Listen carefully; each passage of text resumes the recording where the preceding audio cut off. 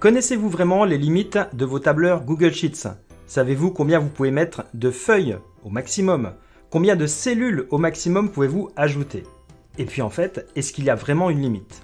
Eh bien c'est ce que je vous propose de voir dans cette vidéo.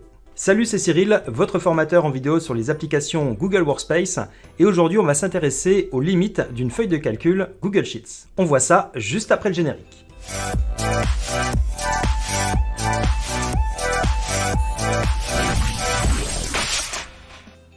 Et je vous propose de commencer avec un petit peu de vocabulaire. Ici, je suis sur un fichier Google Sheets qu'on peut appeler aussi un classeur. C'est vraiment un synonyme, un classeur est égal à un fichier.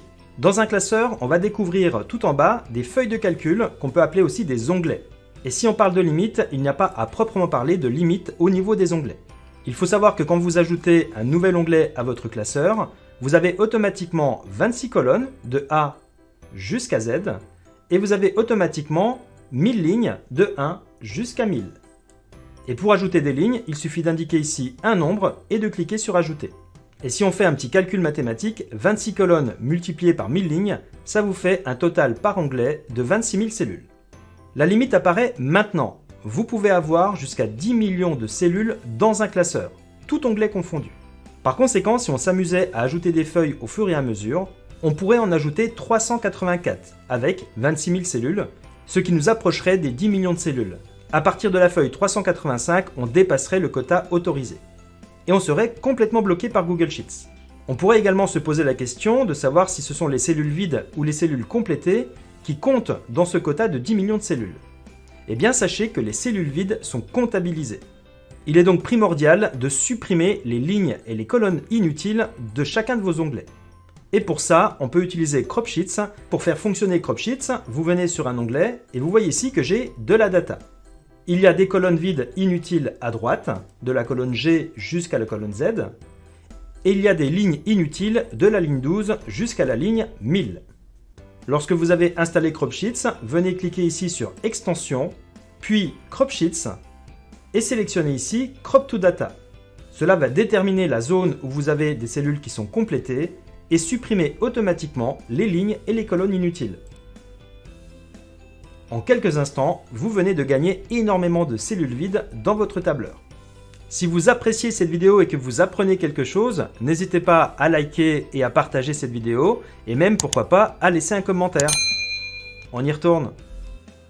Maintenant, j'aimerais vous présenter une extension qui permet de savoir où vous en êtes dans votre quota et même de déterminer la feuille la plus grosse. Cette extension s'appelle Size My Sheet. Autrement dit, mesure ma feuille de calcul.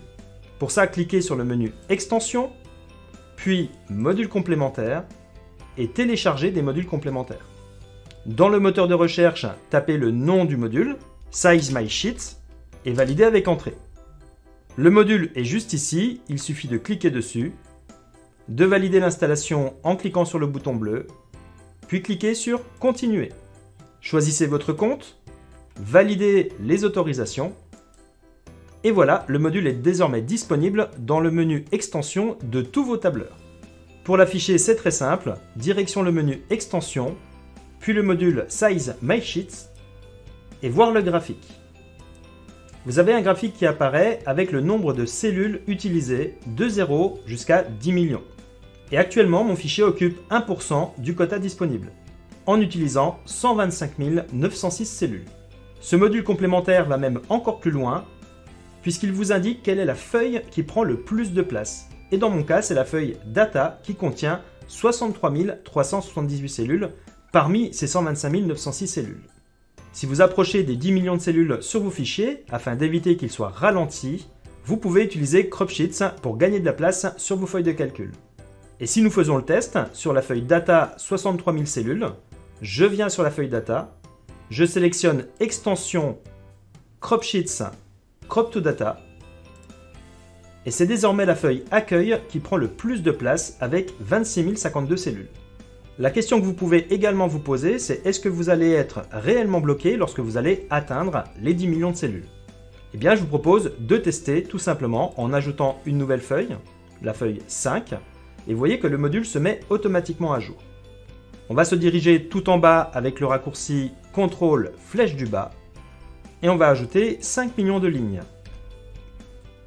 Eh bien vous voyez que je suis complètement bloqué puisque Google Sheets m'informe que si je souhaite effectuer cette action, je dépasserai alors le nombre maximal de 10 millions de cellules autorisées dans le classeur.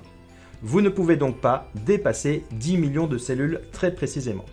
Voilà, dans cette vidéo vous avez vu les limites d'un fichier Google Sheets bloqué à 10 millions de cellules.